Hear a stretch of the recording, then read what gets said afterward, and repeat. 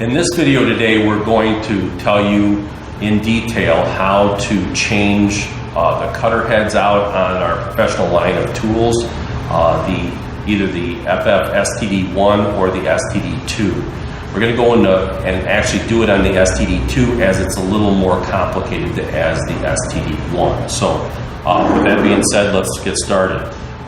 As you can tell from the tool in using it is that you use it and it actually makes a noise. You hear that click and you finish your part. So what it's doing is it's cycling through and it tells you after 2,350 cuts, you start to see it in the little indicator window here, and it goes all the way down to 0. And then what it does is it locks up. It doesn't let it move anymore.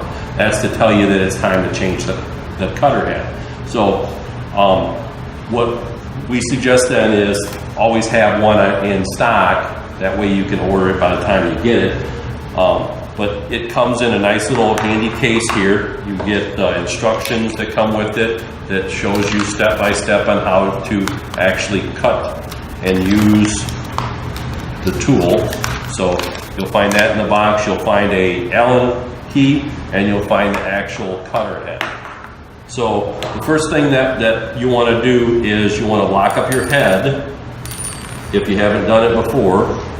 When you first get them, there's this little Allen screw here, so we want to lock this up, which just means by tightening it up, it locks up onto the shaft. So the next thing we want to do is we want to loosen this screw right here. So if it's too tight, sometimes I say you've got to come in here where you get a little more leverage, but slowly loosen this up and just push it out as you go. You can kind of see here how I'm loosening up and pushing it out. So once you get that screw out, set it on the bench. Now the cutter head's free. Now this safety head is loose on here, okay?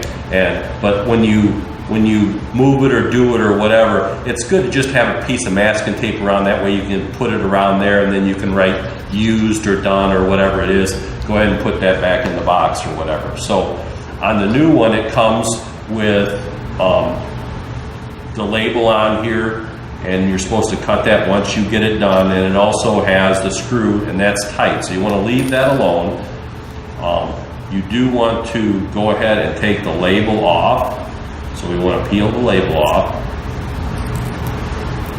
Okay, and that makes this loose and ready to work. So, and the reason that you need that is when you insert this groove right here, as you can see right here, has to align with this pin. Okay, if you have an older tool, okay, what we suggest is we take, and I'll show you on the older cutter head, you take this safety guard off because the older ones didn't have this. If you remove this shoulder bolt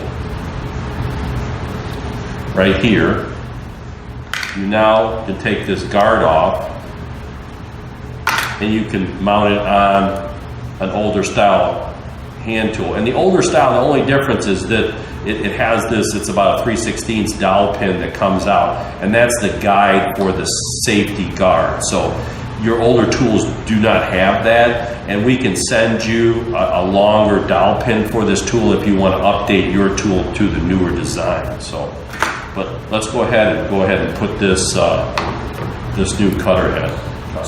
So a couple of things that you want to pay attention here is there's a spring here, and the way that this groove has to fit in there. The spring has to be on the outside right here on this ledge. It has to run on that ledge. So when you insert it, make sure that that spring is on that side, and you can kind of rotate it over a little bit and then go ahead and put your screw in. So you want to just pay attention to where that spring is, because if that is not in the correct place, it will not automatically return. So get your screw started, make sure your spring, as you can see right here, make sure that is in the right space. And then the last but not least is we want to make sure that our cutter head fits into this groove on the back. So a couple of things you got to pay attention to. It's a very easy install, but you want to make sure that everything's fitting where it's supposed to, or you're going to have problems. It's like right now, my spring didn't want to go in the proper position, but there it is. And I just use this screw, tighten it up a little bit, make sure the spring is right. You can tell right here that the spring is right. But one thing you've got to really always pay attention when you're dealing with these tools is the sharpness of the blade. At no time touch that blade with your fingers, because it's really sharp. That's all I can tell you how sharp it is. So go ahead and tighten this up. We now know that the blade's in the pin, so everything is in its proper place. Go ahead and snug this up. So now that's snug. The safety cover is in the slot. The spring is on this side of the block, and we're ready to go ahead and use the Allen wrench and loosen this screw up. So now take your Allen wrench, come in here and loosen the screw up now. And the screw is in there for shipping purposes, but it's also a guide that helps align the shaft when you're putting the part together. So once that's done, okay, the tool is ready to use. So I didn't quite loosen the screw up enough, so now we're there.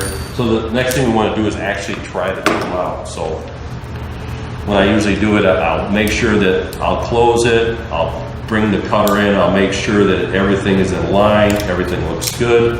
I'll put my first part in there, I'll actually cut it, and I'll take my inspection tool and I'll look at that fiber face to make sure that it is correct, and it is. So that's it. If you have any problems or concerns about doing this, just contact us via email or through the website, and we'll be happy to help you.